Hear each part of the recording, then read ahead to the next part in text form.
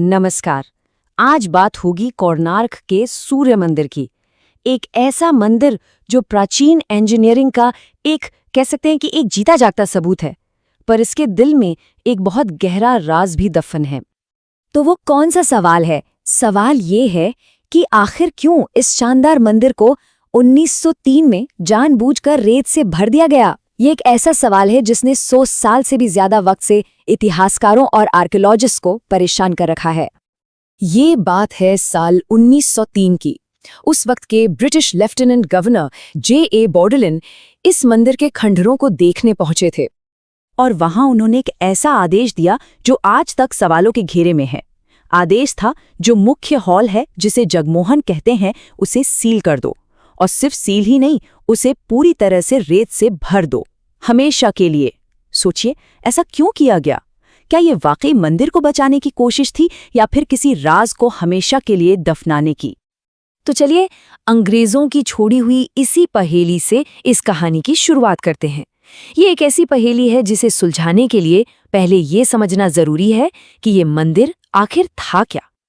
देखिए, ये मंदिर इतना जरूरी क्यों था, ये समझने के लिए हमें इसकी जड़ों में जाना होगा।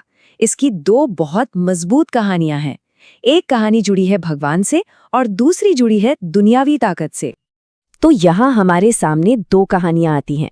एक तरफ है पौराणिक कथा जो भगवान कृष्ण के बेटे सांब की है। कहते हैं कि उन्हें एक श्राप से मुक्ति सूर्य देव की पूजा करने के बाद मिली थी। और दूसरी तरफ है इतिहास, जिसके मुताबिक गंगवंश के राजा नरसिंह देव प्रथम ने इसे अपनी जीत और अपने वंश की ताकत दिखाने के लिए बनवाया था। मतलब ये मंदिर आस्था और सियासत दोनों का एक बहुत बड़ा प्रतीक था। चलिए अब जरा मंदिर की बनावट और उसके पीछे के विज्ञान पर गौर करते हैं। इसे देखकर कोई भी कह सकता है कि ये अपने जमाने से सदियों आगे की सोच का नतीजा था। अब जरा इसकी बनावट के बारे में सोचते हैं। उस जमाने में सीमेंट तो था नहीं, है ना? तो इतने बड़े बड़े भारी पत्थरों को जोड़ा कैसे गया होगा?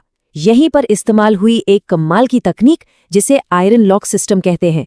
मतलब तराशे हुए पत्थरों के बीच में लोहे की बड़ी बड़ी प्लेट्स और क्लैंप्स फंसाए गए थे, और ये इतना मजबूत था कि समंदर की तेज हवाएं हों या भूकंप के झटके, ये ढांचा सब कुछ झेल सकता था। पूरा का पूरा मंदिर असल में सूर्यदेव के एक बहुत बड़े रथ के तौर पर बनाया गया है। इसके बेस पर 24 पहिए बने हैं जिन पर बहुत बारीक नक्काशी है। लेकिन ये पहिए सिर्फ दिखने के लिए नहीं है, ये असल में सूरज की रोशनी से चलने वाली घड़ियां हैं, यानी सनडायल।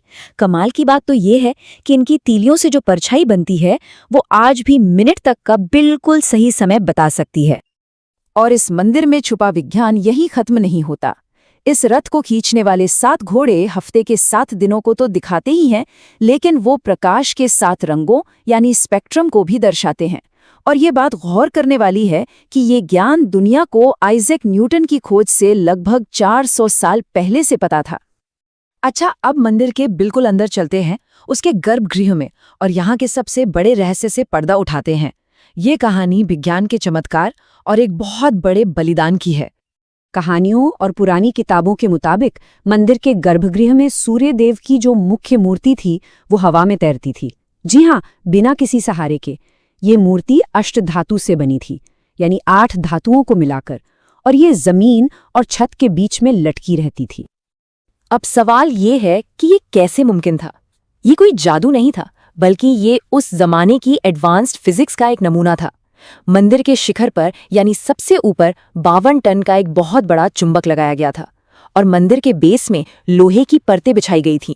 इन दोनों के बीच एक जबरदस्त मैग्नेटिक फील्ड बनती थी जो उस धातु की मूर्ति को हवा में उठाए रखती थी। लेकिन कहानी में एक मोड़ तब आया जब मंदिर का काम लगभग पूरा हो चुका था। वो जो आखिरी 52 टन का चुंबक था, उसे शिखर पर लगाना 1200 माहिर कारीगरों के बस की बात नहीं रही। सब परेशान थे।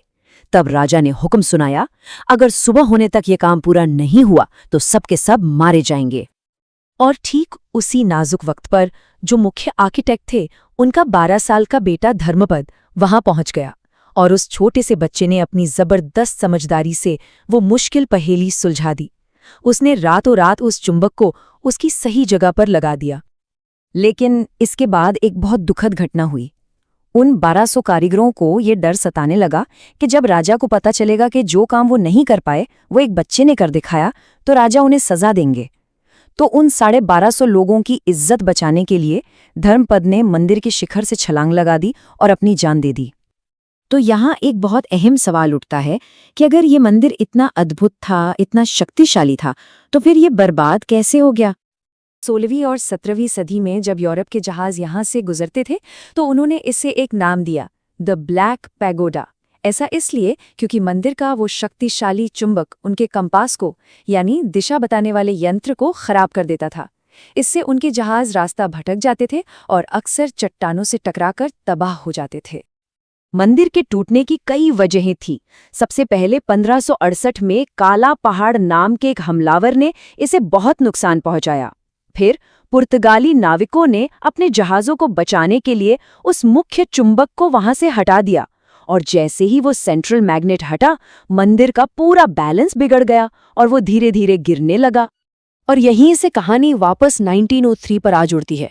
जब अंग्रेज वहां पहुंचे तो उन्हें कोई जीता जागता मंदिर नहीं मिला, बल्कि एक ऐसा शानदार खंडर मिला जो किसी भी वक्त पूरी तरह से ढह सकता था।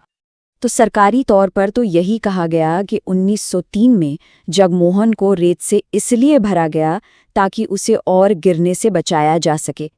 लेकिन ये सवाल आज तक जिंदा है कि क्या उस रेत के नीचे कुछ ऐसे राज भी दफन हैं जिन्हें दुनिया से छिपाना जरूरी था? और अब इतने सालों बाद आज की तारीख में आर्कियोलॉजिकल सर्वे ऑफ इंडिया यानी ASI ने एक बहुत बड़ा एक ऐतिहासिक काम शुरू किया है। वो उस बंद किए गए हॉल को फिर से खोल रहे हैं। उनका मकसद क्या है?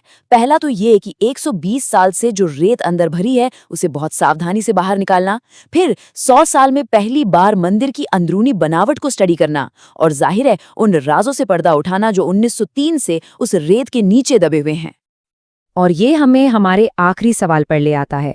1 सदी से भी ज्यादा की खामोशी के बाद उस रेत के नीचे विज्ञान और इतिहास का ऐसा कौन सा खोया हुआ ज्ञान है जो दोबारा खोजे जाने का इंतजार कर रहा है?